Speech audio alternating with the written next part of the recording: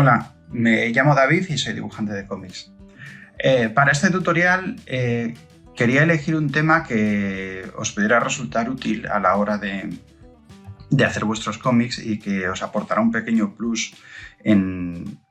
el trabajo, que a veces es un poco mareante, un poco excesivo, tiene mucha carga y se nos escapan cosas. Y rebuscando entre todas las herramientas que suelo utilizar para hacer mis páginas, me acordé de una cosa que me ocurrió hace unos cuantos años ya y que en realidad he incorporado de modo muy normal y muy rutinario en el quehacer diario de hacer cómics. Hace unos cuantos años ya, como os decía, estaba dibujando X-Men Legacy para Marvel Comics y tenía un editor estupendo que se llamaba Daniel, un tipo muy majo y muy inteligente,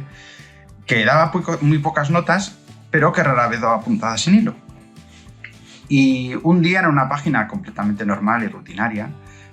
la había hecho y enviado escaneada, me la devolvió con una nota en la que me decía que nuestra protagonista, que era Pícara en aquella serie,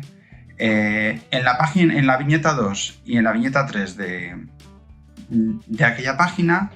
tenía el mismo tamaño y básicamente el mismo plano. Un plano muy parecido en el que me veis ahora mismo, un plano medio, desde una altura normal de cámara, alturas de ojos y ya está. La página estaba completamente normal, funcional, no tenía ningún tipo de problema, se entendía perfectamente, no había una narrativa confusa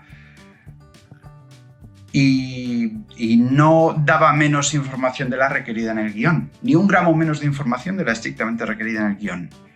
pero tampoco aportaba nada más. Yo tengo que admitir que cuando me llegó aquella nota me pareció un poquito caprichosa, me pareció hasta superficial y llegué a pensar que era un poco de estos típicos juegos de poder o de supremacía que pueden llevar. No conocía demasiado bien a Daniel todavía. Alguno de estos juegos en los que el editor intenta dejar claro quién manda en una relación profesional y demás. Pero también me pareció que, y esto es otra buena lección, que no era una batalla que valiera la pena pelear y que simplemente haría el cambio y ya está. Así que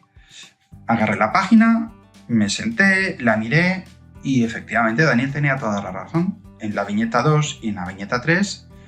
Pícara tenía el mismo tamaño, la misma disposición en cámara, el mismo blocking, la misma postura. No había ningún problema, se entendía perfectamente lo que ocurría, estaba perfectamente colocada en el escenario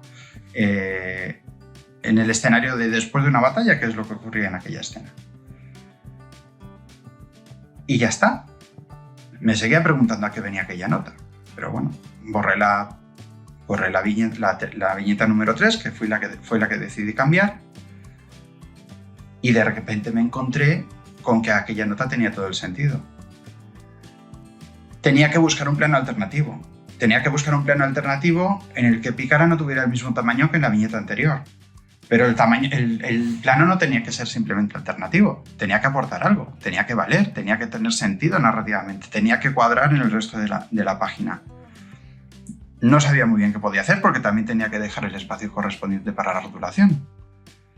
Le hacía un plano a detalle, le hacía un plano más amplio, picaba la cámara, la contrapicaba, colocaba el otro personaje con el que estaba hablando en primer plano, lo ponía más alejado y de repente,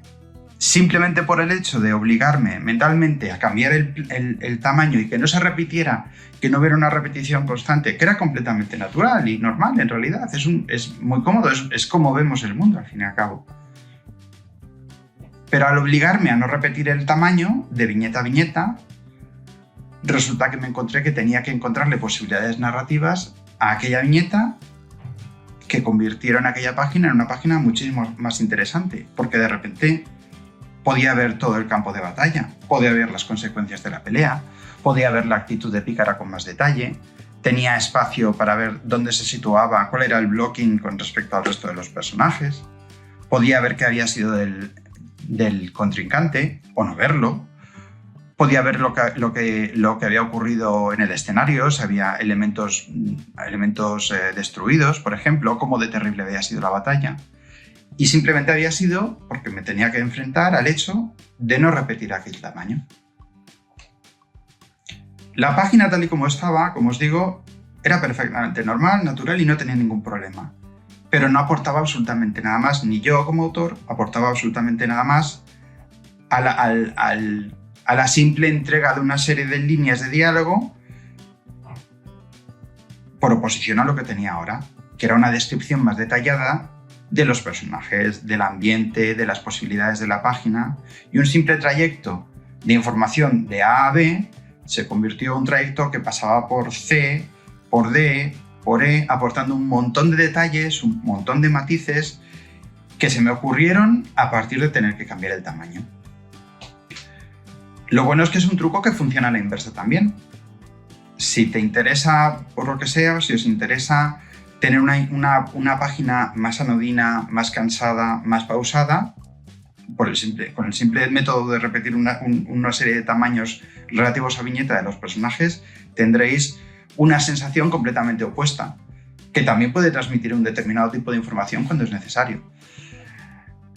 Como os decía, os quería aportar una herramienta que sale directamente del trabajo, que viene de la experiencia real del trabajo y que no es tanto una regla o una norma como un pequeño truco mental que te empuja a llegar con tu página a lugares a los que normalmente no habríais llegado y que se aplica simplemente pegándole un repaso a vuestro layout, comprobando que no se repiten tamaños y en el momento en que se repitan, hacer un poquito de trabajo extra en la puesta en escena para que vuestra página pase por muchos sitios más interesantes que desde el punto A hasta el punto B.